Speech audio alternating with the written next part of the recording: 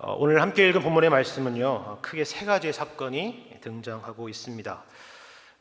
안식일에 회당에서 귀신 들린 사람을 고치시는 그런 사건이 등장하고, 또 그 이어서 시몬, 그러니까 베드로의 집에 있었던 베드로의 장모의 열병을 고치신 사건, 그리고 마지막 세 번째로 길거리에서 온갖 병자들을 예수님께서 고치셨던 그런 장면이 오늘 읽은 말씀 가운데 등장하고 있습니다.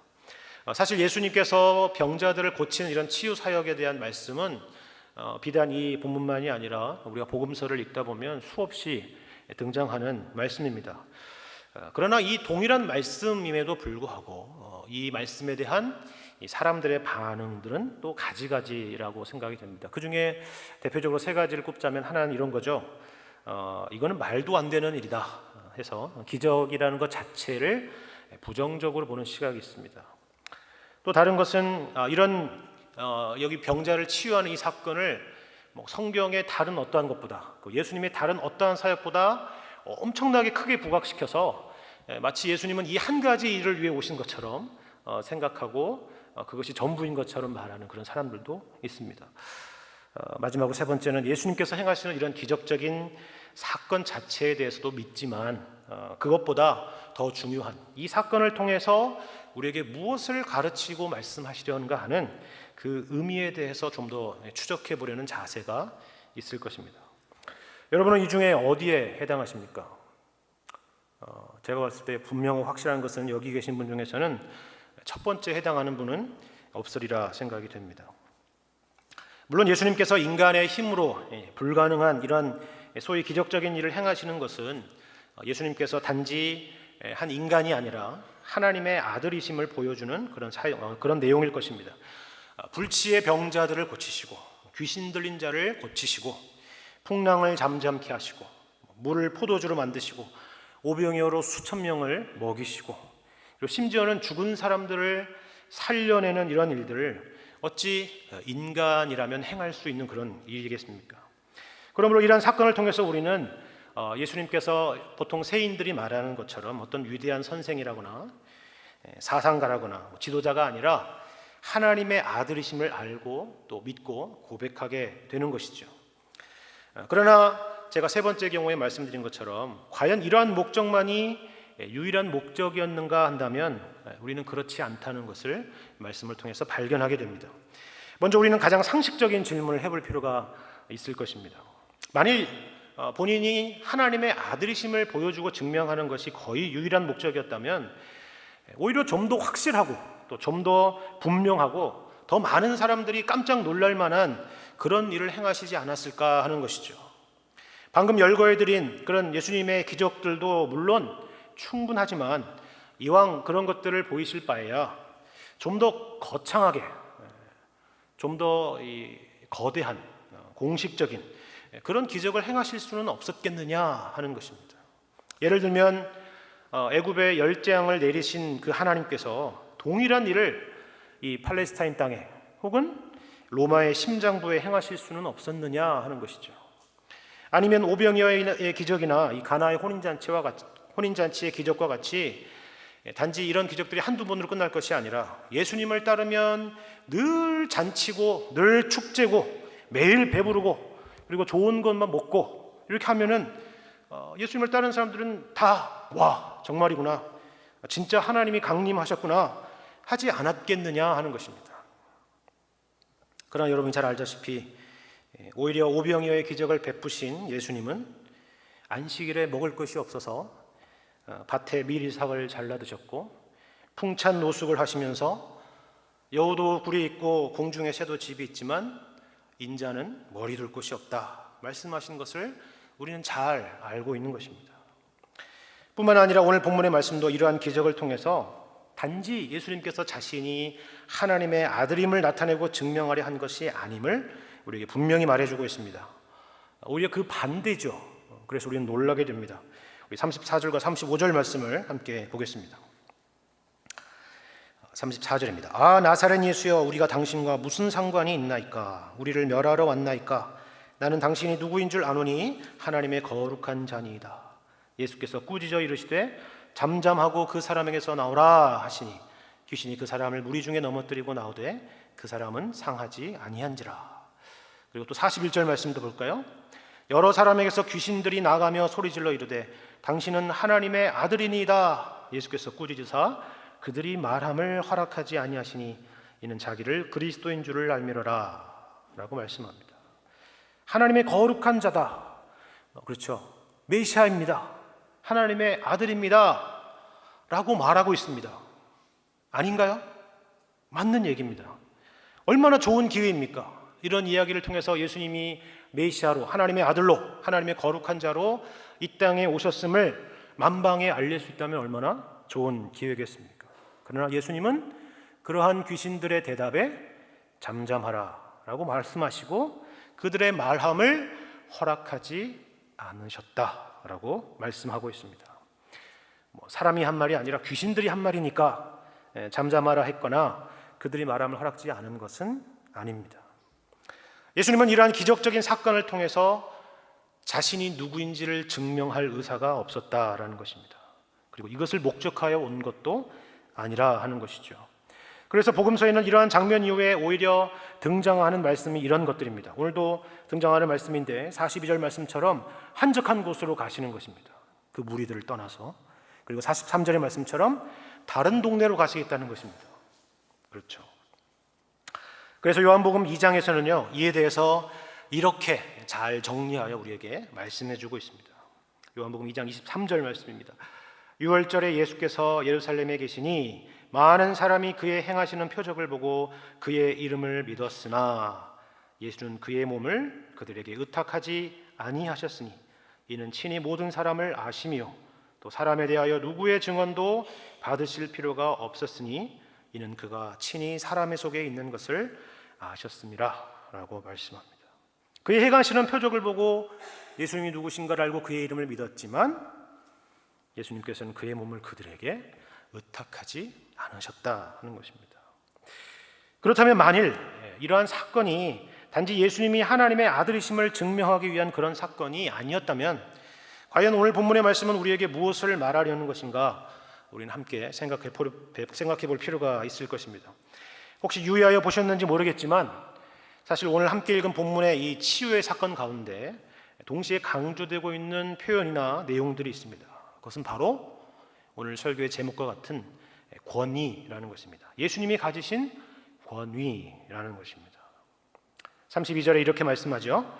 그들이 그 가르치심에 놀라니 이는 그 말씀이 권위가 있음이라.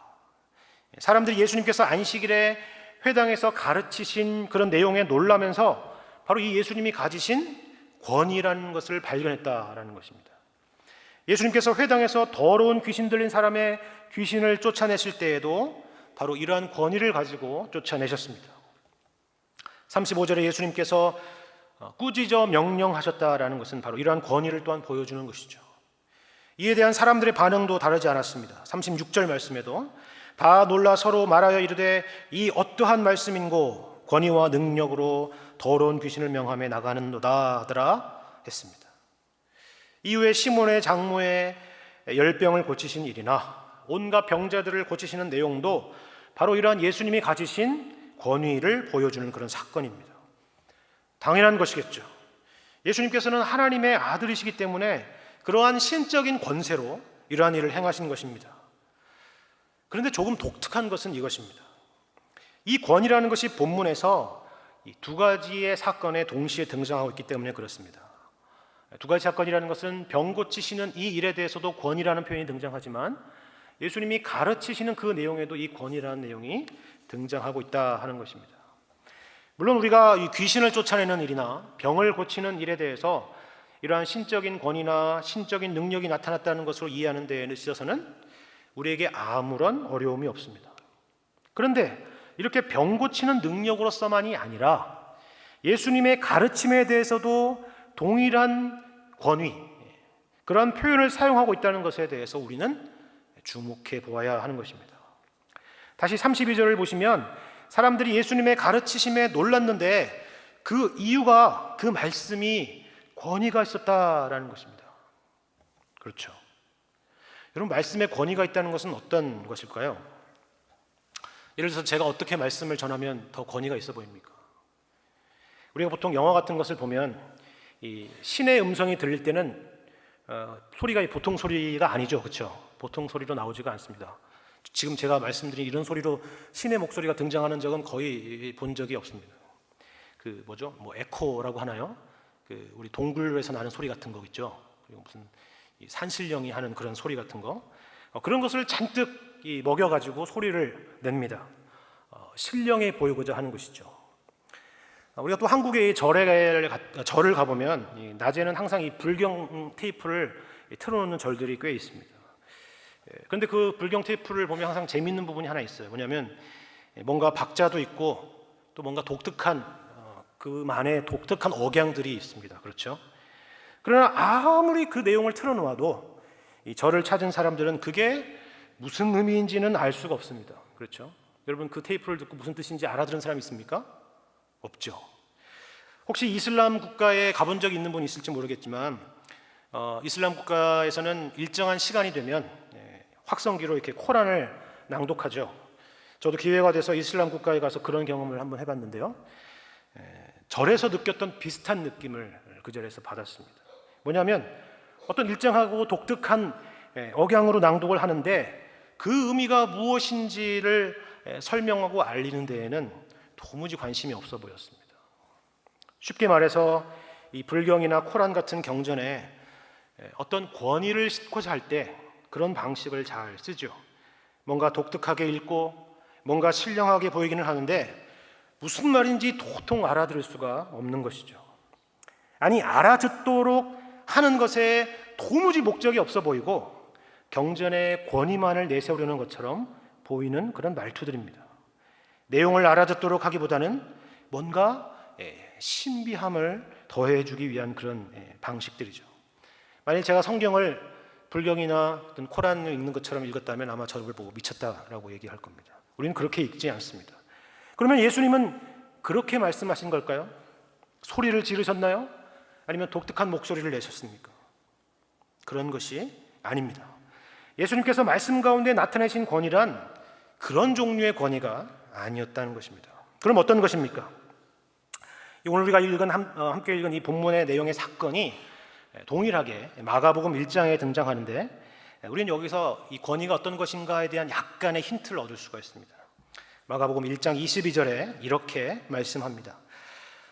뭇 사람이 그의 교훈에 놀라니 이는 그가 가르치시는 것이 권위 있는 자와 같고 서기관들과 같지 아니함이러라 하는 말씀입니다. 여러분 이 표현은 우리가 마태복음에서도 보았고 종종 등장하는 그런 표현이죠. 오늘 근데 읽은 본문하고는 어떤 차이가 있는지 혹시 발견하셨습니까? 이 마가복음에는 어떤 내용이 있느냐 하면 서기관들과 같지 아니했다라는 말이 추가되어 있습니다. 그렇죠.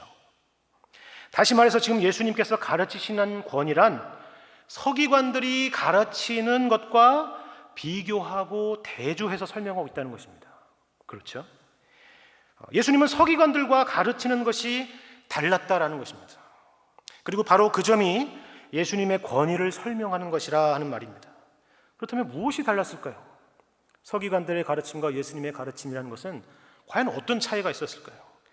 서기관들이라 하는 것은 그 이름에서 보듯이 당시의 율법의 해석과 그리고 그 율법의 적용에 있어서 최고의 권위를 가진 자들이었습니다. 율법에 대해서 궁금한 것이 있으면 바로 이들을 찾아가서 물으면 됐습니다. 그리고 어떻게 행동하는 것이 율법을 지키는 것이고 율법적으로 옳은가 혹은 그른가에 대해서도 바로 이들의 유권 해석을 받아들여서 행했던 것이죠. 예를 들면 안식일에 어느 정도까지 걸으면 안식일을 지키는 것이 되고 또 어느 정도를 벗어나면 안식일을 어기게 되는가 하는 것을 이들은 결정해 주는 것이죠. 우리는 그것을 장로들의 유전이라 하는 것으로 잘 알고 있는 것일 것입니다. 그런데요, 이러한 전통은 사실 오늘날까지도 이어지고 있다는 것이 참 놀랐습니다.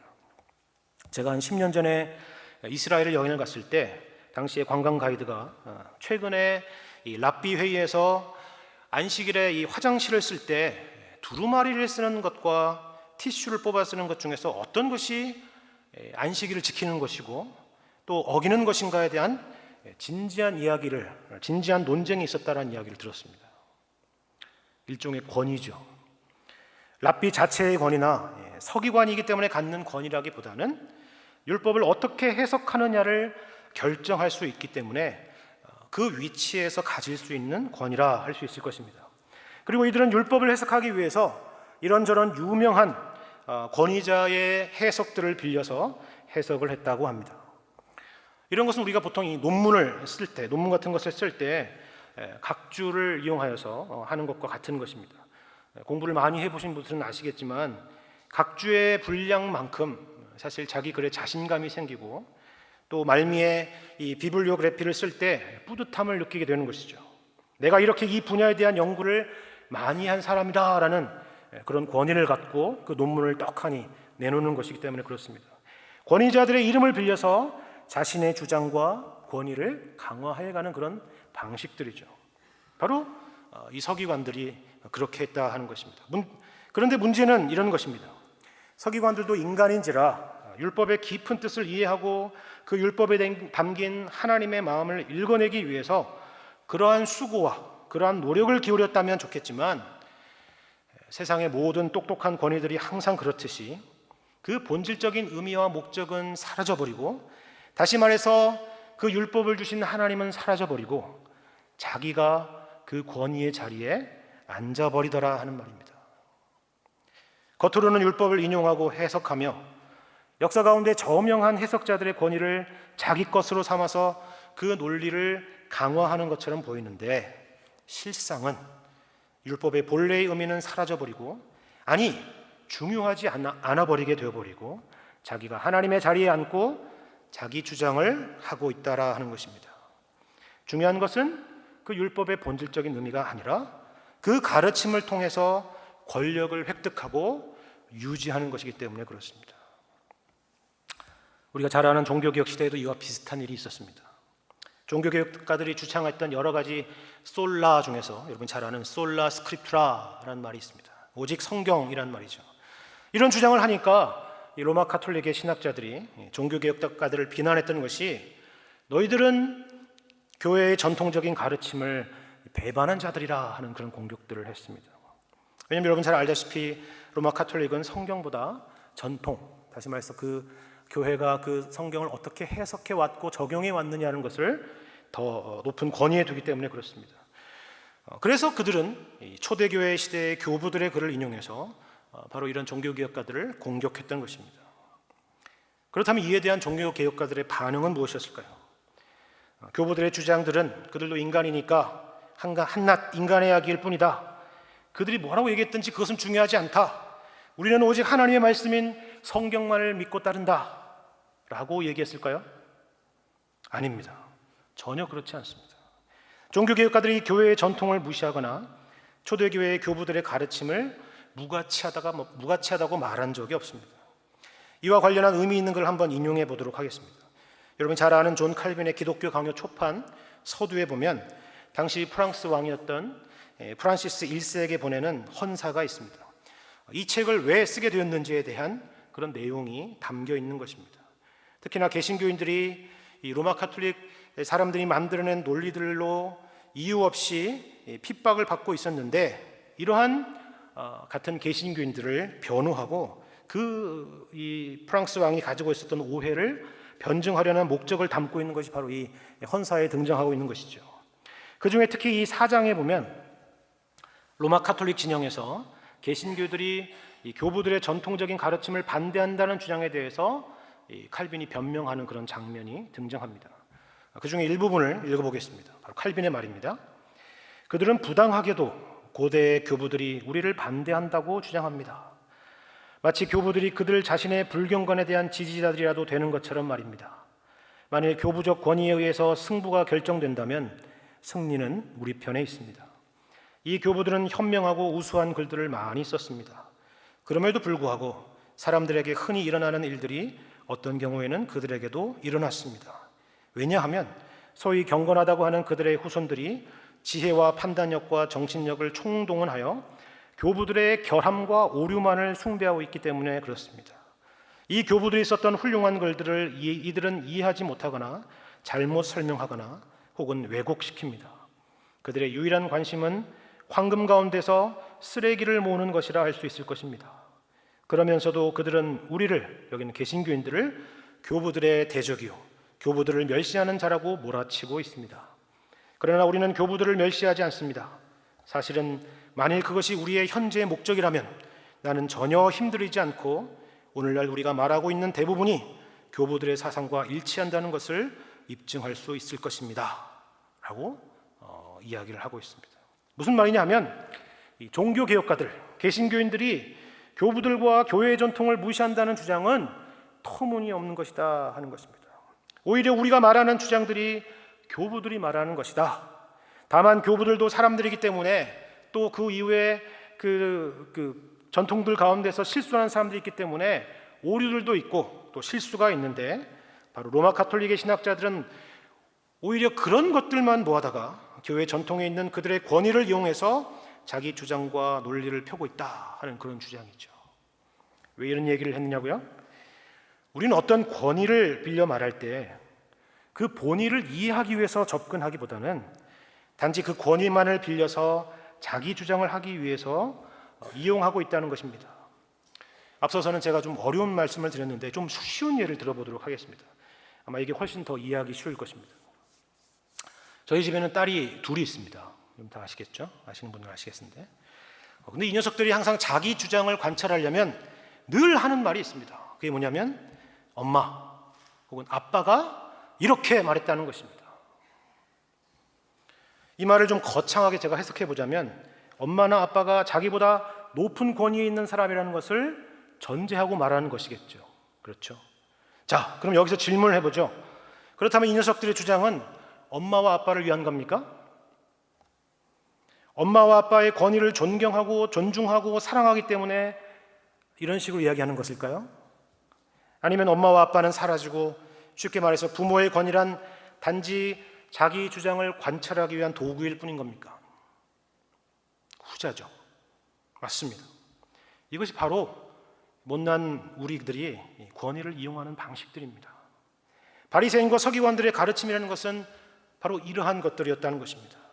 그들이 겉으로는 율법을 목숨처럼 여기고 율법과 선지자들의 가르침을 가르치며 사람들을 훈계하였지만 실상은 하나님을 위한 것이 아니었다 하는 것입니다. 실상은 자기 자신들의 주장과 권위를 위해서 하나님의 율법을 이용했을 뿐이라 하는 것입니다. 그래서 그들이 만든 기준으로 사람들의 줄을 세우고 본인은 회당의 높은 자리와 잔치의 윗자리를 차지했던 것입니다. 그렇다면 예수님은 어떤 권위를 가지신 분이십니까? 그 가르치시는 것이 권위 있는 자와 같고 서기관들과 같지 않았다는 그 권위라는 것은 과연 어떠한 모양이었습니까? 그 권위란 1차적으로 하나님으로서의 권위입니다. 예수님의 가르침에는 누군가의 각주가 필요하지 않았습니다. 그런 필요가 없었습니다. 누군가를 인용할 필요가 없다는 말입니다. 비블리오그래피도 필요가 없죠. 그분이 말씀이요 그분이 하나님의 로고스이시기 때문에 그렇습니다. 나는 너희에게 이렇게 말한다 라고 확정하고 단정지어 말할 수 있는 유일한 분이셨습니다. 31절의 말씀을 볼까요? 갈릴리의 가버나움 동네에 내려오사 안식일에 가르치셨답니다. 그리고 33절 이하에 이 안식일에 무슨 일이 있었느냐 하면 귀신 들린 자와 병든 자를 고치신 장면이 등장합니다. 여러분 성경을 조금 읽어보신 분들은 아시겠지만 바로 이 표현이 우리를 긴장시키고 있다는 것을 느낄 것입니다. 오늘 본문에는 등장하지 않지만 후일에 안식일에 병자를 고치는 그 행위에 대해서 꽤 심각한 논쟁이 있었다는 것을 여러분이 잘 알 것입니다. 예수님께서도 이러한 바리새인들의 생각을 몰랐을 리가 없습니다. 그렇다면 괜히 논쟁할 필요 없이 당장 여기 귀신 들린 자나 병든 자가 당장 오늘 내일 죽는 것도 아닌데 괜히 이런 논쟁거리를 만들지 말고 그 다음날 고쳐도 될 일이 아니겠냐 하는 생각을 갖죠. 그러나 오히려 마치 의도적으로 이 안식일에 그 일을 하신 것입니다. 대담하시죠. 타협하거나 설명하지 않으십니다. 그냥 그 일을 안식일에 행하십니다. 왜 그렇다고요? 예수님께서 안식일의 주인이시기 때문에 그렇습니다. 안식일을 제정하신 분이 하나님이시기 때문에 그렇습니다. 안식일은 이런 것이라 말할 수 있는 유일한 분이시기 때문에 그렇습니다. 그 권위로 이 일을 이 안식일에 행하신 것입니다. 그리고 바로 이것이 예수님이 가지신 권위라 하는 것입니다. 그러나 우리가 여기서 더 놀라야 되는 부분은 이것입니다. 인간과는 비교할 수 없는 권위를 가지신 예수님이신데 이러한 권위와는 어울리지 않는 사건이 이 권위라는 내용과 결부되어 그 이후에 등장하고 있기 때문에 그렇습니다. 우리는 예수님께서 서두에 말씀드린 것처럼 병자들 고치시는 장면들이 너무 익숙하기 때문에 쉽게 지나칠 수 있지만 그래서 더더욱 이런 질문을 해볼 필요가 있습니다. 이러한 절대적이고 지존하신 그런 신적인 권위를 가진 분이 과연 이 땅에 오셔서 하시는 일이 무엇이냐 하는 것입니다. 만일 여러분에게 이러한 신적인 권위가 있으시다면 무엇을 하시겠습니까? 저 같으면 일단 로마의 황제부터 꺾어 놓겠습니다. 그러나 지금 이러한 권위를 가지신 예수님께서 뭘 하고 계시느냐 하면 귀신 들린 자를 고치시고 병자들을 치유하고 계시는 것입니다. 황제의 궁전으로 들어가신 것이 아니라 죄와 사망의 어두운 그늘 가운데 오셔서 우리를 구원하시는 것입니다. 이러한 주님의 오심을 이해한다면 오늘 본문에 등장하는 귀신들의 반응에 대한 예수님의 반응을 이해할 수 있을 것입니다. 예수님께서 더러운 귀신 들린 사람을 고치시려 할 때 이렇게 말했다라고 말씀을 드렸죠. 34절 하반절에 나는 당신이 누구인지를 아노니 하나님의 거룩한 자니이다 라고 말합니다. 좋은 말이죠. 맞는 말이고 정확한 말입니다. 그런데 예수님은 잠잠하고 그 사람에게서 나오라 라고 말씀하셨습니다. 왜 그러셨을까요? 여기 거룩하다는 것은 33절의 어떤 말씀과 어떤 단어와 대조되는 말입니까? 바로 더럽다라는 것과 대조되는 말입니다. 더러움과 거룩함입니다. 쉽게 말하면 이런 말이죠. 도대체 하나님의 거룩한 자가 왜 더러운 귀신 들린 자에게 오느냐 하는 것입니다. 왜 하나님의 거룩하신 분이 더러운 사람에 관심이 있느냐 이겁니다. 41절도 마찬가지입니다. 귀신들이 나가면서 소리를 지르는데 당신은 하나님의 아들이라 했습니다. 이것도 맞는 말이고 좋은 말이고 정확한 말이죠. 그러나 예수님은 그들이 말함을 허락지 않으셨다라고 하셨습니다. 왜 그렇죠? 귀신이 지금 말하고 있는 것은 이것이기 때문에 그렇습니다. 도대체 하나님의 아들의 권세를 가진 자가 열병이나 고치고 귀신 들린 사람이나 고치는 것이 말이 되느냐 하는 것입니다. 뭔가 예수님을 치켜 세우고 있는 것처럼 보이지만 사실은 그 권위에 대한 시험을 하고 있는 것입니다. 어디서 본 장면인가요? 우리가 사실 오래 지나온 것 같지만 동일한 4장 초반부에 나온 말씀과 같은 것입니다. 광야에서 마귀가 시험한 내용의 반복이 되는 것입니다. 13절에 마귀가 모든 시험을 다한 후에 얼마 동안 떠났다고 했는데 다시 나타나서 다른 모양과 다른 형태로 이렇게 시험을 하는 것입니다. 내가 하나님의 거룩한 자라면, 내가 하나님의 아들이라면, 그런 권세와 능력과 힘이 있는 자라면 귀신 들린 자나 고치고 병자들이나 고치는 일은 도무지 어울리지 않는 것이다 라고 말하는 것입니다. 마귀가 말하는 권세란 우리가 세상에서 쉽게 볼 수 있는 권세의 그런 권위의 모습들입니다. 그리고 바리새인과 서기관들에게서 볼 수 있는 권위의 모습들이기도 합니다. 예수님께서 비유로 바리새인들은 이렇게 기도한다고 하셨다는 것을 기억할 것입니다. 하나님이여, 나는 다른 사람들 곧 토색, 불의, 간음을 하는 자들과 같지 아니하고 이 세리와도 같지 아니함을 감사하나이다.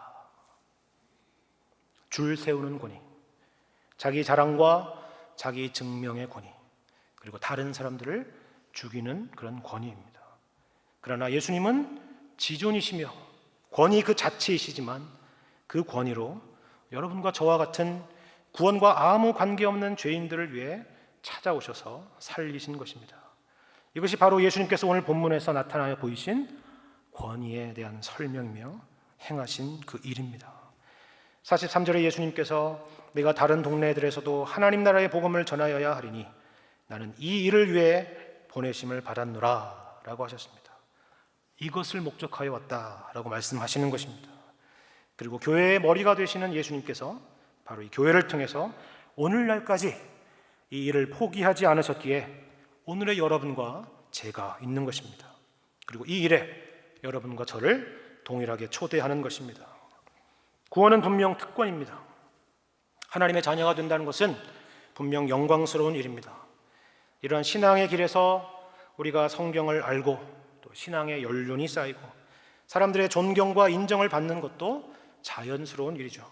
그러나 그러는 가운데 하나님의 복음에서 예수님이 보여주신 참된 권위와 영광의 자리에서 우리 자신들이 멀어지고 있지는 않은지 항상 돌아봐야 할 것입니다. 우리는 언제든 이 바리새인과 서기관과 같은 그런 권위의 자리에 설 수 있는 존재들이기 때문에 그렇습니다. 입으로는 하나님을 말하고 하나님의 말씀을 말하지만 도리어 저들과 같이 자기의 주장과 욕심을 위해서 그것을 이용할 위험이 우리에게는 언제든 도사리고 있기 때문에 그렇습니다. 우리도 모르는 사이에 우리는 모세의 자리에 앉을 수 있고 하나님의 자리에 앉을 수 있다 하는 것입니다.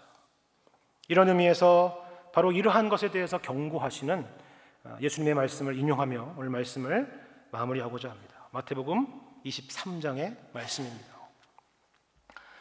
이에 예수께서 무리와 제자들에게 말씀하여 이르시되 서기관들과 바리새인들이 모세의 자리에 앉았으니 그러므로 무엇이든지 그들이 말하는 바는 행하고 지키되 그들이 하는 행위는 본받지 말라. 그들은 말만 하고 행하지 아니하며 또 무거운 짐을 묶어 사람의 어깨에 지우되 자기는 이것을 한 손가락으로도 움직이려 하지 아니하며 그들의 모든 행위를 사람에게 보이고자 하나니 곧 그 경문띠를 넓게 하며 옷수를 길게 하고 잔치의 윗자리와 회당의 높은 자리와 시장에서 문안받는 것과 사람에게 랍비라 칭함을 받는 것을 좋아하느니라. 그러나 너희는 랍비라 칭함을 받지 말라. 너희 선생은 하나요 너희는 다 형제니라. 땅에 있는 자를 아버지라 하지 말라. 너희의 아버지는 한 분이시니 곧 하늘에 계신 이시니라. 또한 지도자라 칭함을 받지 말라. 너희의 지도자는 한 분이시니 곧 그리스도시니라. 너희 중에 큰 자는 너희를 섬기는 자가 되어야 하리라. 누구든지 자기를 높이는 자는 낮아지고 누구든지 자기를 낮추는 자는 높아지리라. 아멘. 기도하겠습니다.